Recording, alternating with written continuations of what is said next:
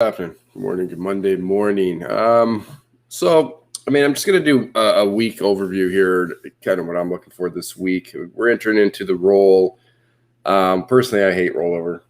I think most guys hate rollover. I think it's just a really poor time to trade, especially this rollover where you're kind of going from summer into more fall trading, where you get stronger money that starts to come back into the market, and you might start to get better stuff to trade. But nonetheless, people have been asking why I'm not doing these every morning. There's really nothing to talk about every morning. It's the same thing. I've changed, my process. I've gone to a full-on rotational trading strategy, which is something that I pull out when we start into the grind mode like we're in right now. And we get into this grind mode, and I'm not, I think a lot of people are looking for this big, massive pullback to take place at some point. And I am too, I guess, in a way. But more than anything, I just don't see why we're going to have a significant pullback. There's always going to be, people that believe it's coming or it's right around the corner. And I've been in that camp before. And do I think the market has, gotten carried away? Of course I do. But it's been carried away for how long now? Like, it's time to get over it. And especially with what we're seeing right now, which is very similar to pre-March 2020, which is, repo is being done overnight at such a massive dollar amount right now, is you fall into what we're seeing. If you go back and look at, the months leading up to March 2020 and go and look at how the market traded, I think at one time we had like 9 or 14 or something gaps that never got filled, which of course creates that poor structure for what we got in March, where when it starts to go, there's nothing there to stop it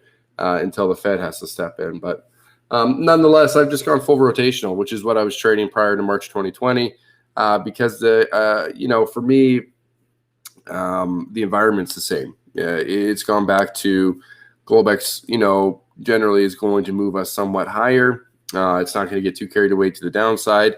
And then you'll fall into a grindy type day each and every day in the ES. And we've been trading the same thing, right? It's, nothing's changed. You get the pullback, the market will then rally, and then you'll just, sit here and balance and balance and balance. And then, you get another pullback, the market will rally, and then you just balance, balance, and balance. So, until that process changes, until something changes around that, I think you just look to trade the same stuff over and over and over again.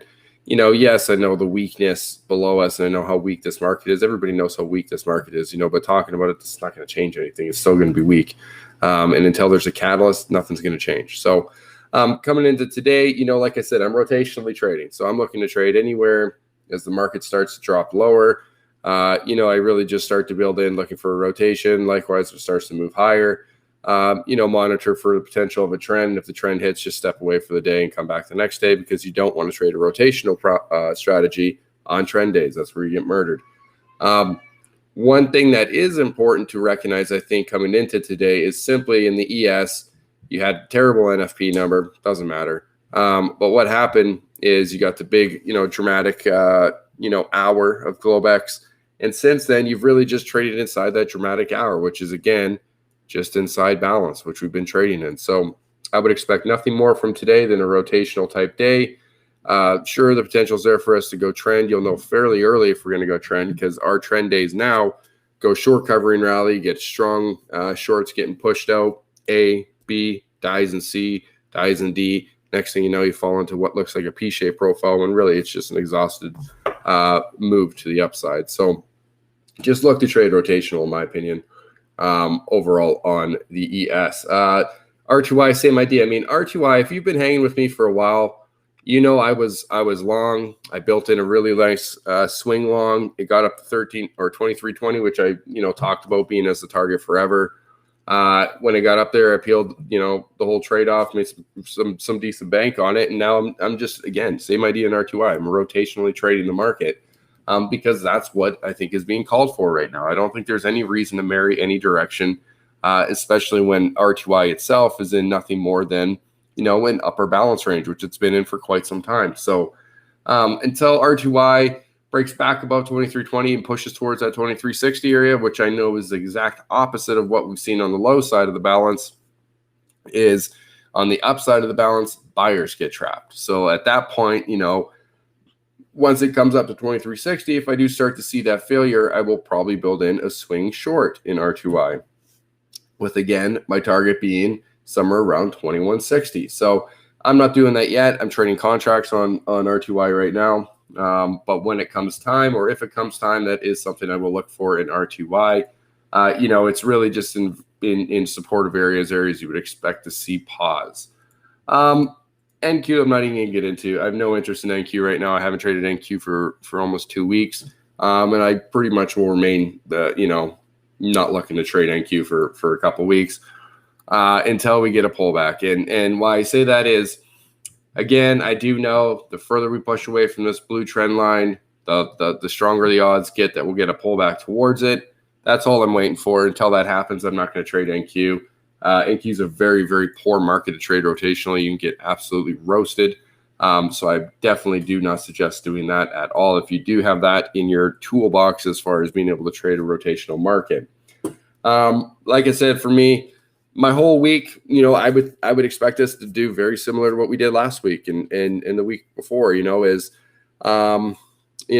just grind. Now, the only possibility I see us for potentially having a liquidation is stronger money coming in, liquidating the market prior to rollover so that they can, get in at better prices for the next contract. But from an overall standpoint, I won't be shocked to see very similar stuff. And because of that, like I said, I'll be sticking in a rotational type mindset and using that strategy that I've used in prior, and not so much looking for, based off of, support, resistance, supply, demand type zones. Just trading what the market is. And what the market is right now is just a grind fest, a rotational grind fest. And there's money to be made. Maybe not a lot of it, but who cares? Like I've said many times, summer's not a time to get rich. We're just coming to the end of summer. Let's focus in on the potential of change as we come through rollover. But for this week, I won't get super involved. I'll just trade what I see in the first hour when volatility seems to be the best, and then, take off for the remainder of the day until we're done this rollover and volume switches. So that being said, trade well, trade safe. If you have questions, comments, anything, put them in the comment section on the YouTube page. I will definitely answer them. Thank you very much for everybody who's still subscribing. And as always, I put up week 3 now, the 3rd week of the first profile series. There's 8 weeks in total. But as soon as that series starts in the depth of market and gets into the tape and stuff, I'm not going to post almost any of those to YouTube, because in all honesty, they're just too valuable. So that being said, look for week 4, week 5 to be put on in the coming month or so, and I will see you guys again next week.